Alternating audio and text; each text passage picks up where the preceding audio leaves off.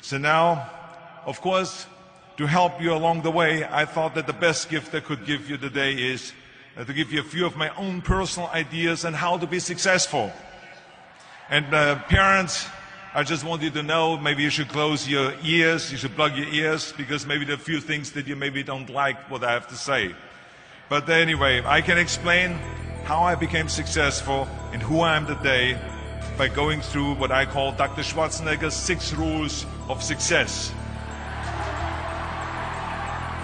Now, of course, people ask me all the time, they say to me, what is the secret to success? And I give them always this short version. I say, number 1, come to America. Number 2, work your butt off.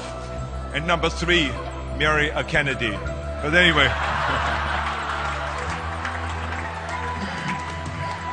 But anyway, this is the short rules. Now today I'm going to give you the 6 rules of success. But before I start, I just wanted to say these are my rules.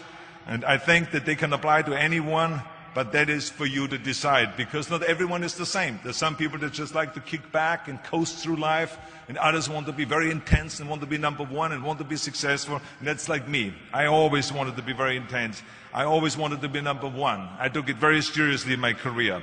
So this was the same when I started with bodybuilding. I didn't want to just be a bodybuilding champion. I wanted to be the best bodybuilder of all times. The same was in the movies. I didn't want to just be a movie star. I wanted to be a great movie star that's the highest paid movie star and have above the title billing. And so this intensity always paid off for me. This commitment always paid off for me. So here are some of the rules. The first rule is trust yourself. And what I mean by that is so many young people are getting so much advice from their parents and from the teachers and from everyone. But what is most important is that you have to dig deep down and ask yourselves, who do you want to be? Not what, but who. And I'm talking about not what your parents and teachers want you to be, but you. I'm talking about figuring out for yourselves what makes you happy, no matter how crazy it may sound to the people. I was lucky growing up because I did not have the television, or I didn't have telephones, I didn't have the computers and the iPods. And of course, Twitter was then something that birds did outside the window. But I didn't have all the distractions and all this. I spent a lot of time by myself so I could figure out and listen to what is inside my heart and inside my head. And I recognized very quickly that inside my head and heart were a burning desire to leave my small village in Austria. Not that there was something wrong with Austria, it's a beautiful country, but I wanted to leave that little place and I wanted to be part of something big. The United States of America, a powerful nation, the place where dreams can come true. I knew when I come over here I can realize my dreams. And I decided that the best way for me to come to America was to become a bodybuilding champion, because I knew that was my ticket. The instant that I saw a magazine cover of my idol, Reg Park. He was Mr. Universe, he was starring in Hercules movies, he looked strong and powerful, he was so confident. So when I found out he got that way, I became obsessed, and I went home and I said to my family, I want to be a bodybuilding champion. Now you can imagine how that went over in my home in Austria. My parents, they couldn't believe it. They would have been just happy if I would have become a police officer like my father, or married someone like Heidi, who had a bunch of kids and ran around like the Van Trapp family in Sound of Music. That's what my family had in mind for me, but something else burned inside me. Something burned inside me. I wanted to be different. I was determined to be unique. I was driven to think big and to dream big. Everyone else thought that I was crazy. My friend said, if you want to be a champion in a sport, why don't you go and become a bicycle champion or a skiing champion or a soccer champion? Those are the Austrian sports. But I didn't care. I wanted to be a bodybuilding champion and use that to come to America and use that to go into the movies and make millions of dollars. So, of course, for extra motivation, I read books on strongman and on bodybuilding and looked at magazines. And one of the things I did was I decorated my bedroom window, my bedroom wall.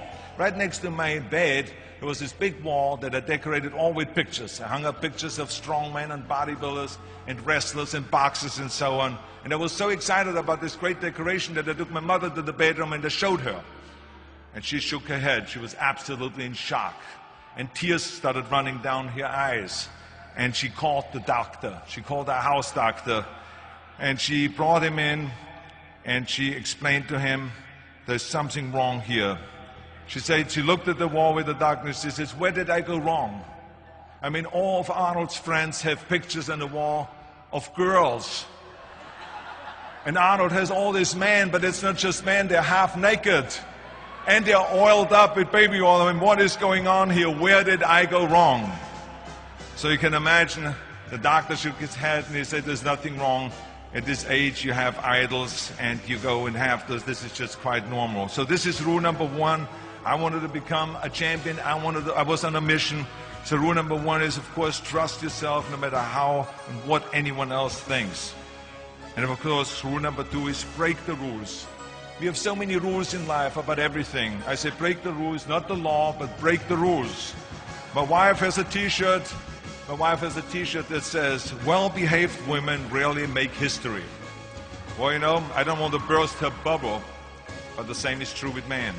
It is impossible to be a maverick or a true original if you're too well-behaved and don't want to break the rules. You have to think outside the box. That's what I believe. After all, what is the point of being on this earth if all you want to do is be liked by everyone and avoid trouble? The only way that I ever got any place was by breaking some of the rules. After all, I remember that after I was finished with my bodybuilding career, I wanted to get into acting and I wanted to be a star in films. You can imagine what the agents said when I went to meet all those agents. Everyone had the same line that it can't be done. The rules are different here. Just look at your body. You have this huge, monstrous body, overly developed, that doesn't fit into the movies. You don't understand. This was 20 years ago, the Hercules movies. Now there's the little guys that are in. Dustin Hoffman, Woody Allen, Jack Nicholson, before he gained weight, of course, that is. But anyway, those are the guys that were in. And the agent also complained about my accent. He says, no one ever became a star with an accent like that, especially not with a German accent. And yes, I can imagine with your name, Arnold Schwarzenegger, or whatever the name is, on a billboard. Yeah, that's going to draw a lot of tickets and sell a lot of tickets. Yeah, right. So this is the kind of negative attitude they had, but I didn't listen to those rules. Even though they were very nice and they said, look, we can get you some bit parts. We can get you to be, playing a wrestler or a bouncer. Oh, maybe with your German accent, we can get you to be a Nazi officer in Hogan's Heroes or something like that. But, I didn't listen to all this. These were their rules, not my rules. I was convinced I could do it, that if I worked as hard as I did in bodybuilding, 5 hours a day, and I started getting to work, I started taking acting classes, took English classes, took speech classes, dialogue classes, accent removal classes I even took. I remember running around, a fine wine grows on a vine. You see, because Germans had difficulties with the F and the W and the V. So fine wine grows on a vine. I know what some of you now say is, I hope that Arnold got his money back. But let me tell you something. I had a good time doing those things and it really helped me. And finally, I broke through. I broke through and I started getting the first parts in TV, streets of San Francisco. Lucille Ball hired me. I made Pumping Iron, Stay Hungry. And then I got the big break in Conan the Barbarian. And there the director said, if we wouldn't have Schwarzenegger, we would have to build one. Now think about that. And then when I did Terminator, I'll be back. Became one of the most famous lines in movie history, all because of my crazy accent. Now think about it, the things that the agent said would be totally a detriment and would be impossible for me to get a job, all of a sudden became an asset for me. All of those things, my accent, my body and everything. So it just shows you never listen that you can't do something. And you have to work your way up, of course, run for something else first. I mean, it was the same when I ran for governor. The same lines that you have to work your way up, it can't be done.